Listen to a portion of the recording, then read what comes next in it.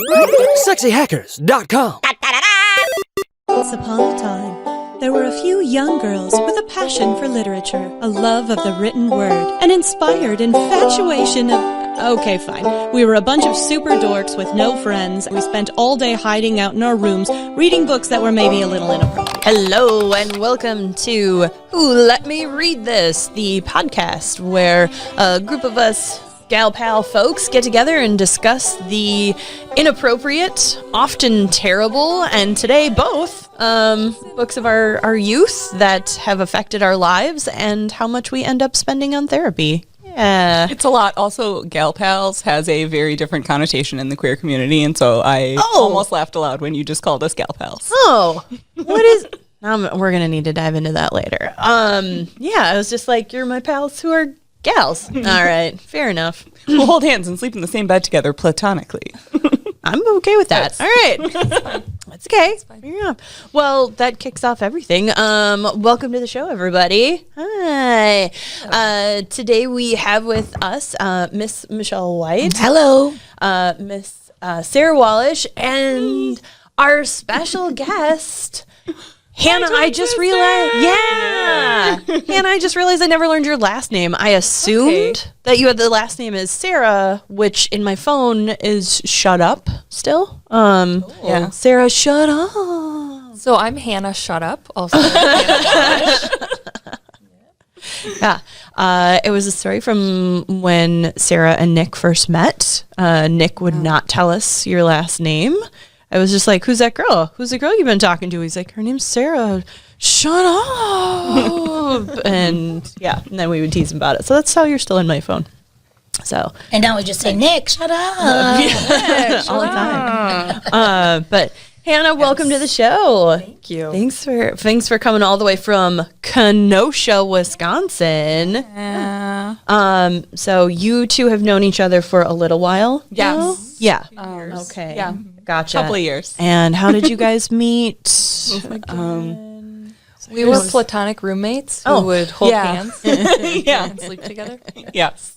So, perfect. And you're here especially because Sarah chose this amazing book that you're so excited to introduce. All right, Sarah, tell us about our the book this week is The Evil Twin, which is book number 100 of the Sweet Valley High series. Awesome. Sweet Valley High holds a special place in my heart. Being a twin, I was like, it's books about twins, I'm gonna read them. But then also everything about the series is completely bonkers. And we read them at a fairly young age, so that's what I thought high school was like, and then it wasn't at all. It's not. So are you two identical twins or fraternal? We are fraternal twins. Okay. Unlike the Wakefield twins, the protagonists of the Sweet Valley High books, who are identical twins. Super identical. So, they look like everyone. It's super easy to mistake them. Let's just establish that right away. So we're jumping into book number 100, but I did bring book number 1 because book number 1 has every single book in the Sweet Valley High series has a description. Excuse me. Oh, don't die. I was just so excited. Every single book has a description of Jessica and Elizabeth Wakefield, and they all are variations on the exact same description. Awesome. So I brought book number 1 because it's the OG description. Perfect. Which I'd like to read. Yes, please. So Jessica and Elizabeth Wakefield are twins. They live in California. Southern California. And are kind of nondescriptly rich. Yep. They're very comfortable. Yes. Both girls had the same shoulder-length, sun-streaked blonde hair, the same sparkling blue-green eyes, the same perfect skin. Even the tiny dimple in Elizabeth's left cheek was duplicated in her younger sister's, younger by 4 minutes. Both girls were 5'6" on the button and generously blessed with spectacular all-American good looks. Both wore exactly the same size clothes, but they refused to dress alike, except for the exquisite identical lavaliers they wore on gold chains around their necks. The lavaliers had been presents from their parents on their 16th birthday. The only way you could tell them apart was by the tiny beauty mark on Elizabeth's right shoulder. Their friends might notice that Elizabeth wore a watch, and Jessica didn't. Time was never a problem for Jessica. She always felt that things didn't really start until she got there. And if she was late, let 'em wait. Otherwise, there was virtually no way to distinguish between the beautiful Wakefield twins. But beneath the skin, there was a world of difference. A wicked gleam of mischief lurked in the aquamarine depths of Jessica's eyes, while Elizabeth's reflected only sincerity. Barf. Yes. So this is basically they're 16 years old, they're super hot, and they're super different. And the kind of main breakdown between Jessica and Elizabeth is like Jessica loves boys and clothes, and Elizabeth wants to be a writer and has a hunky boyfriend whose name is Todd. That's right. And she has a long-term boyfriend. Yes. Jessica dates all sorts of boys. Yeah. Rebels. Where Elizabeth and Todd start dating in the first book, and he like moves away and then comes back and they start dating again. So they have like a long established relationship, and Jessica like is dating a new guy every few books. Ooh. Jeez. Which is fine. But scandalous to Elizabeth. Yeah. Right? So we get to this amazing book. So this is actually part of a mini series. This one, The Evil Twin. So this is book 6 in the mini series. And you'd think, don't be scared. Don't be like, oh my gosh, I'm never going to be able to catch up on this super complicated plot. No worries. They just button up all of 5 other books in like a page? 2 chapters. Jeez, it's like come on. 2 chapters, and that's more than they probably really need. Yeah, so no worries. You don't have to go out and read those other 5 books because we sure didn't. You could just start with this one. No, the other 5 books do not include the evil twin. No, a little Evil bit. Twin is number 6. Right. Yeah. So In the miniseries. the other 5, like Yeah. leading up to this, we didn't know the evil twin until this book. Oh, they do meet the Evil Twin. So this book, The Evil Twin, is kind of the big star moment for Margot.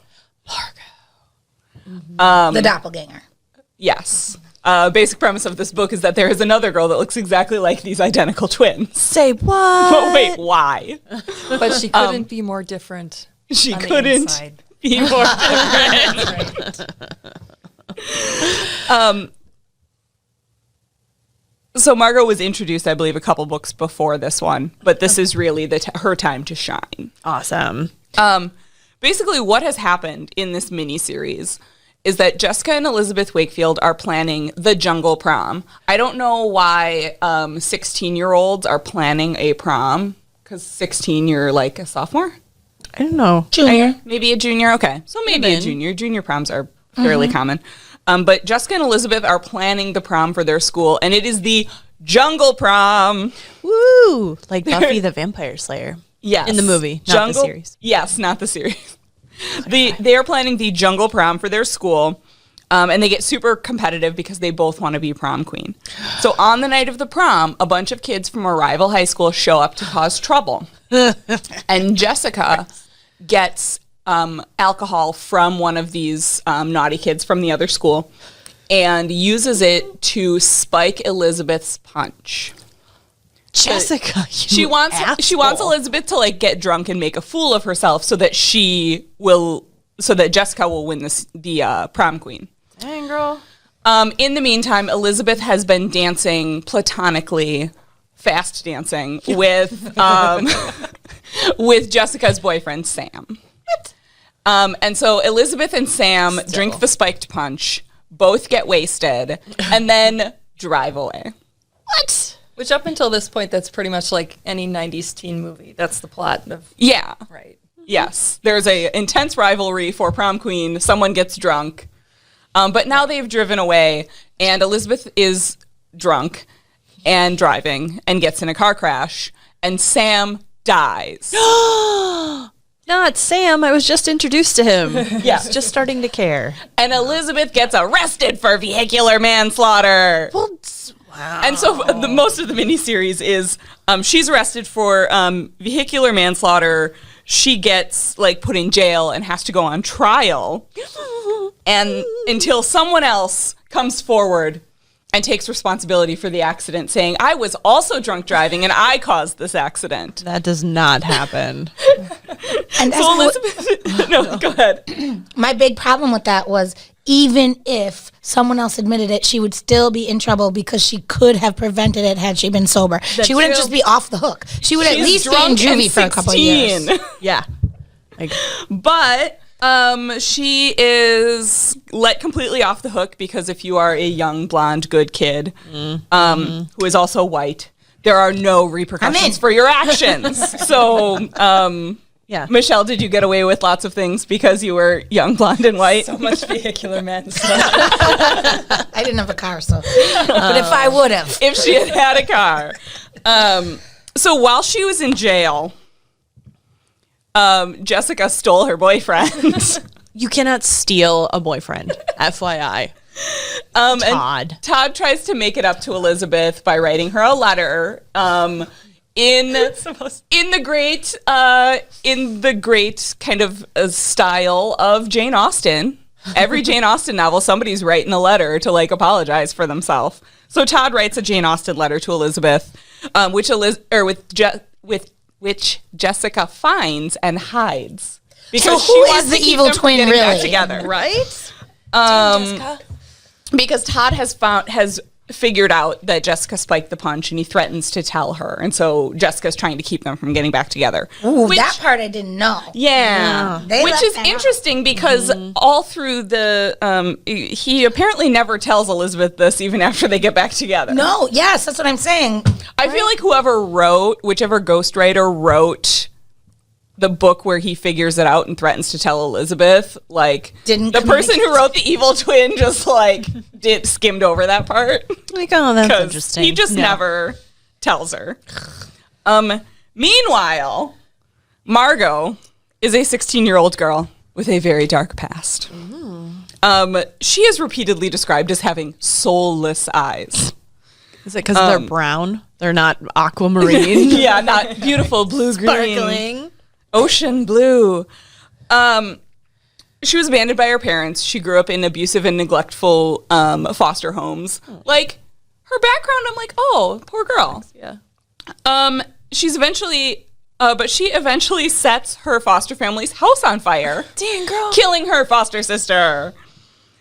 So she runs away and gets a job as a nanny and is stealing from the family. And the kid who she's nannying for finds out that she's stealing, so she kills him too. Dang. Like you do. And the kid's brother, Josh Smith. I feel like is the most 80s name of all time. Josh Smith. He follows her. He sees a news story about Margot sees a news story about the manslaughter trial and is like, I look just like that girl. I'm going to take her place. I'm going to kill her and take her place. Apparently in jail. Right? Yeah, that's the person you pick out. The person who's on trial for manslaughter. Ooh, I want her Why life. didn't you just pick Jessica? It'd be so much easier to pass as her. Yeah. Because you have personality more suited towards her. Yeah. So she comes to Sweet Valley, slaps on a blonde wig, and starts stalking Elizabeth and Jessica. Which brings us up to the evil twin. Dun, dun, dun. So Jessica and Elizabeth are still estranged because of all of the banana stuff that just happened in the last 5 books. Elizabeth still does not know she spiked the punch, though. She's just mad at her for hiding the letter. Yes. Right. You stole my boyfriend and tried to keep us from getting back together. And so I can't forgive you. And Jessica's like, I know I did this bad thing, and you won't forgive me, and so I'm mad at you still. I don't But know. I'm not You're going mad to at tell me, you I'm the really mad at bad you. thing I did. Right? Dang. These kids. Eggs. So they're still estranged. They're not talking. Rightfully so. How are they still in the same household? So now we're at the start of the book, which there's a whole lot of great stuff to cover, which we're going to go over in just a second. First, we're going to have a quick word from our sponsors, from Sexy Hackers Clothing, for giving us this wicked sweet space. And check out these t-shirts. Cool t-shirt. I wore this when I was out grocery shopping recently, and somebody got all offended. They were like, looked really closely and was like, read a book. Looked all grumpy. How dare you? And I was like, yeah, quit staring at my tits. Just go read a book. Go read a book instead. Awesome. We'll be right back. SexyHackers.com. And welcome back to Who Let Me Read This.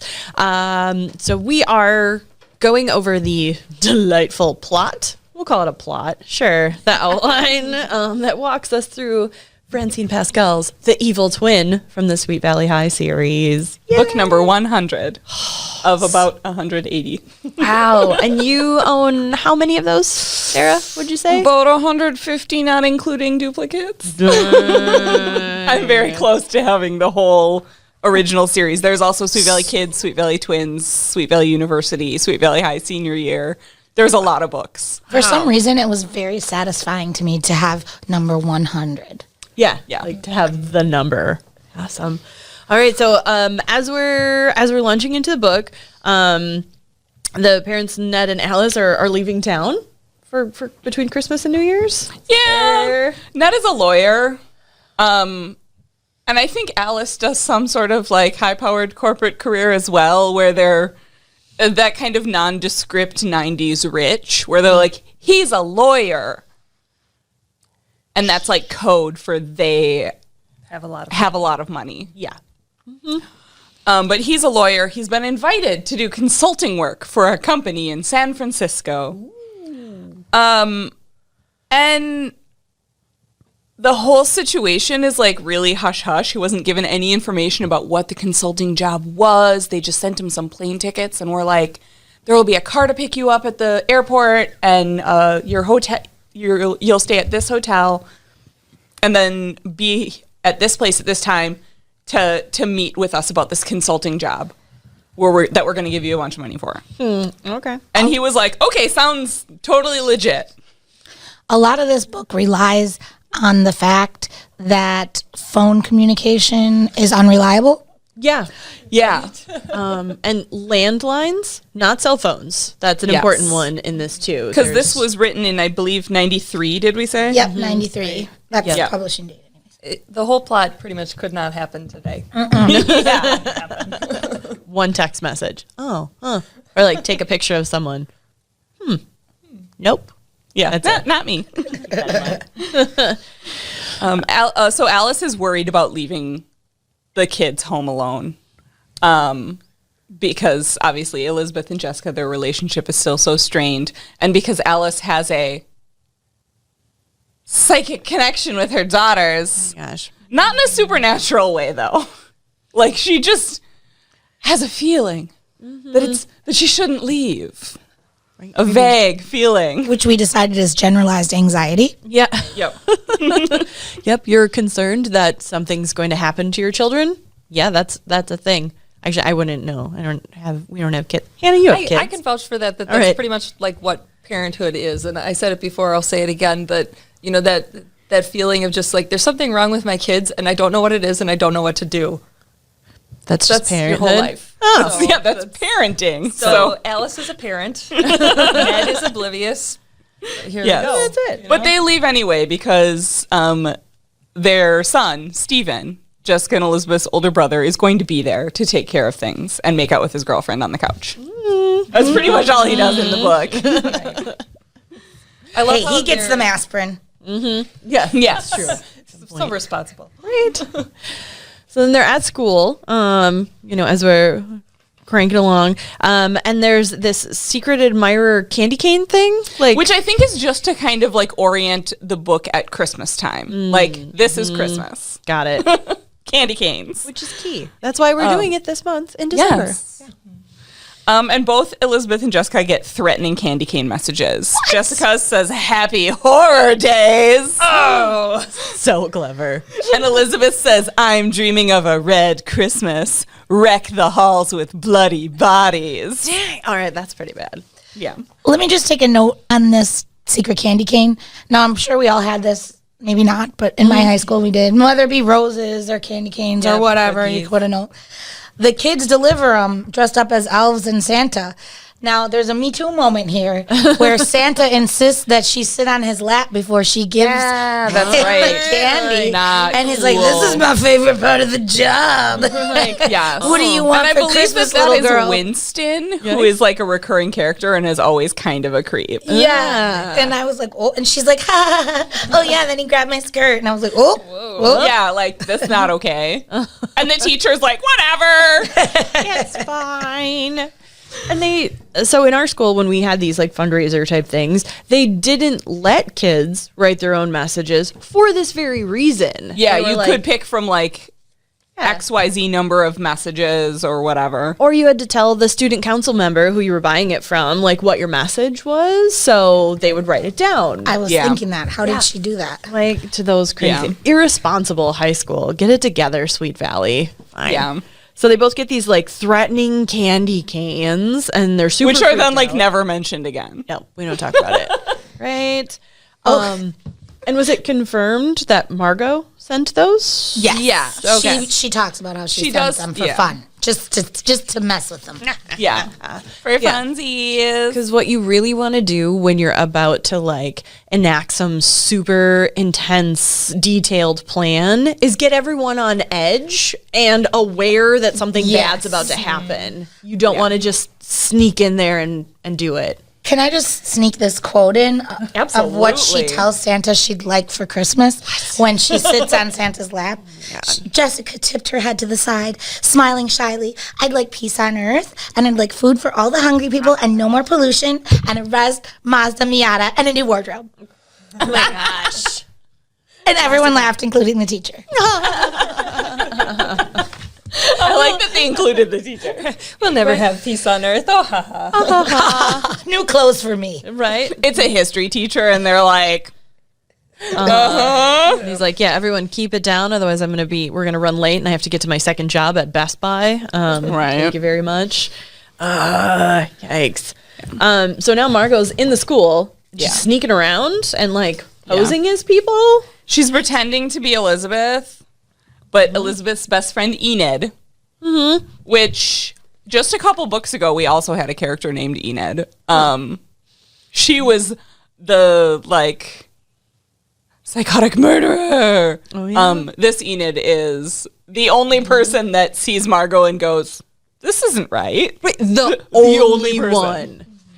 Through the whole And book. She assumes that it's Jessica, like pretending to be Elizabeth, because this is a thing that they've done throughout the books, throughout the like the kids ones, throughout the Sweet Valley Twins, throughout the Sweet Valley High.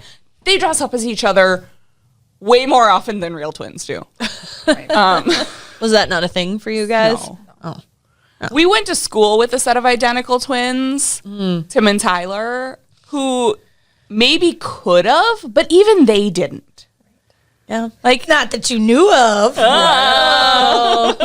Hold on. So you guys actually want to be different people? Because according to the books that I've read throughout the years, that's not true. yeah, all twins want to be exactly like each other all the time. Creepers. We actually knew a couple sets of twins, and one set of twins, like, they were best friends, and they went to college together, and they were roommates in college, and I think they had the same major where they were, like, together all the time. And then we knew another set of twins where the first thing they did when they got their driver's license was one of them hit the other with the car. I forgot about it. Their poor mother. You guys had a lot of twins, like, growing up. You know, twins in your town. Is that... We had earlier discussions about the chemicals in the water and stuff in central Wisconsin, where a good chunk of us are from. Do you think that's maybe a factor? Something messing with people's fertility. I don't know. Maybe, yeah. There's some sort of like fertility hormones in the water. Ooh. Maybe. All right, so Margot, the evil doppelganger, she's infiltrated their lives with some help of the informant James, who's just showed up, right? In this book? So, Yeah. I don't know if we meet James before this book, but they introduce him, I think, probably as much as they would introduce him in any book. They're like, oh, by the way, here's a guy that's dating Jessica. Yeah, who's being paid. So Margot's paying James to date Jessica and get a bunch of information on the Wakefield twins. But James, oh no, fell in love with Jessica. Of course. She's so lovable. Right? She's doing awful things all the time and being really shallow. I mean, I go But for look that. at those eyes. But she's beautiful. Oh my gosh. He is described multiple times as like going into bars and being like, I used to drink a lot, but I'm off the sauce now. What? And Jessica's 16. That's another Me Too moment. Right? He had enough time to have a former drinking problem.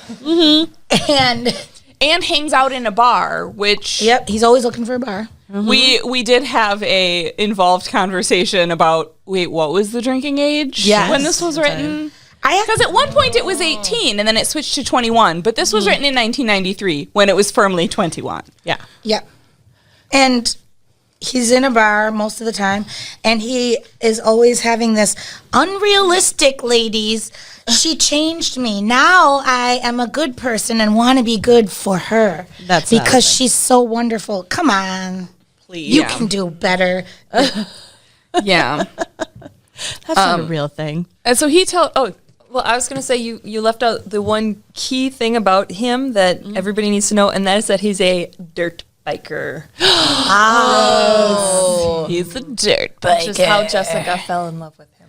Yes. That's right. She met him at a dirt bike memorial.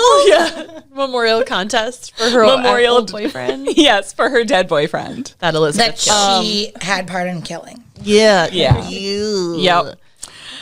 How I want to be remembered. Yeah. My guilty dirt bike. When rally. when I die, please hold a dirt bike rally in my memory. Bet. So now he's in love with her, and so he wants out of the deal with Margot. He's like, I'm not going to spy on her anymore. I'm just going to be around her because I want to. Oh. Because I like hanging out and waiting for her to get done with high school. And Margot agrees, but she threatens to kill him if he ever tells Jessica. So now we're like, okay. And he is like, I will kill you and also Jessica if you don't break it off with her. Ooh. Man, so much. Yeah. So now Margot needs a new source of information, and she's got to sneak into the Wakefield house. Yes. How unsecure is their rich, stately home that she can just sneak right in? Right. And she's like creeping around and like sitting. She's just like laying around in Elizabeth's room reading her diary, like. Which is apparently so interesting that she loses track of time. Yeah. And then she has to like scamper out of there, and She hides in the closet and thinks about killing Elizabeth, but doesn't do it. Not yet. Because not she ready. has a very complicated plot to enact. And it's not Margot. time yet. Yeah. So then Elizabeth discovers that her diary's out of place. Who keeps a diary anyway? Hey, I did when I was in high school. I kept a diary as well, but it was not interesting. Oh, just me that. All right. Not so you'd lose track of time. Yes, was no one's like going only, to like, lose track of important time events. It reading my wasn't- high school diary. It wasn't like every day. It was like important events. I didn't have any important events. My sister read it recently. Who's 13 years younger than me, and she laughed and laughed and laughed. Can we, Michelle's sister, if you're listening, if you want to send us some of those tidbits, that'd be great. Thank you. Yes, that would be awesome. And so Elizabeth notices this, and she blames Jessica for it, of course, because she's like, Jessica, you're snooping in my room and doing all this stuff, and Elizabeth's like fired up. Her eyes are sparkling with anger. I'm Yes, sure. always sparkling. So there were some amazing WTF moments to really kick off this book, which also were in the first couple of books. If we want to start down the end of the line, Sarah, if you want to. Everything about it. So, why is Ned so stupid? Yeah. Why does their father think, oh, someone's offering me a job that they won't give me any information about? I just have to come to San Francisco, which is apparently hours away. I am not sure about the geography of like where Sweet Valley actually California's is. like but- as long. It's be like driving down to Louisiana. It's pretty north. But they have to go to San Francisco with no information. Also, he's a lawyer, so he's consulting as a lawyer with this firm, and they give him zero information, and he's like, yeah, this sounds totally legit. Yep. Sure, Ned. Great. What? Yep. Dang. All right. Hannah. My biggest WTF is James and Jessica. Nobody has a problem with this 21 plus, Yeah. recovering alcoholic dirt biker dating their 16-year-old daughter. I mean, Yeah. Did Alice Seems and like it'd Ned be a not problem. step in at some point and be like, "Hey, Jess. Hey, honey. Yeah. No, he's not great for you." No. Wasn't he ever like, do I really want to hang out with a 16-year-old? right? Does James not? I don't know. Trolling for younger girls. We talked about this. Grooming. I would have to say that I'm a little concerned about this third evil twin girl because Margot, we get her backstory. Like, why hasn't anyone gotten this girl help or therapy? She's like, they imply she's Therapy. sexually abused. They imply she's physically abused. Yeah. Like, I kind of feel bad for down her. a foster home. She is acting out in like serious ways Right. where like the only person who noticed that she is unhinged is Josh Smith. Yep.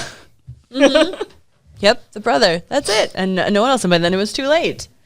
Wow. Now mine seems really shallow. My WTF moment was that she just slaps on a blonde wig and no one can tell. This really bugs me. Like, so as someone who pays a good amount of money to make her hair blonde, it still does not look exactly the same every time. So it's always different. So like if she went from a wig to actually coloring her hair, it's still going to look different. Everyone can spot a wig. Right? Yeah. You could, and it's a high schooler. And Margot is what? The exact same height? The exact same eye color, facial structure? No. But we have to look past that, otherwise this book can't exist. Yes. So, Suspending our disbelief. right? And even, 2 weeks later, all of a sudden, because she was a brunette, right? Margot Yeah. was a brunette. That's why she was evil, right? We established that. That's why she was evil. I feel like that's a 90s trope. Yep. It's probably more than a 90s trope. It's probably a... Not all brunettes are evil. But Only brunettes. But only brunettes are It's like evil. squares and rectangles. yeah. That was definitely driven home. That's true. to Our me. last murderer was brunette. Yep. Right? That's true. And so because she is like such a brunette, after a while, just like a week or two, you're going to have roots, girl. We can tell. Yeah, that's a lot of touching up, a lot of processing. Right. Her hair's going to be so damaged. Fair enough. We have so much to cover and more next week. Next week, Wednesday, on Who Let Me Read This. Thank you very much to Sexy Hackers Clothing to giving us this awesome space to talk about all of our nonsense. And thank you to our really awesome guests, Sarah, Hannah, and Michelle. And my name is Laura Holterman, and we will see you guys next week. Yay! SexyHackers.com Stream Team!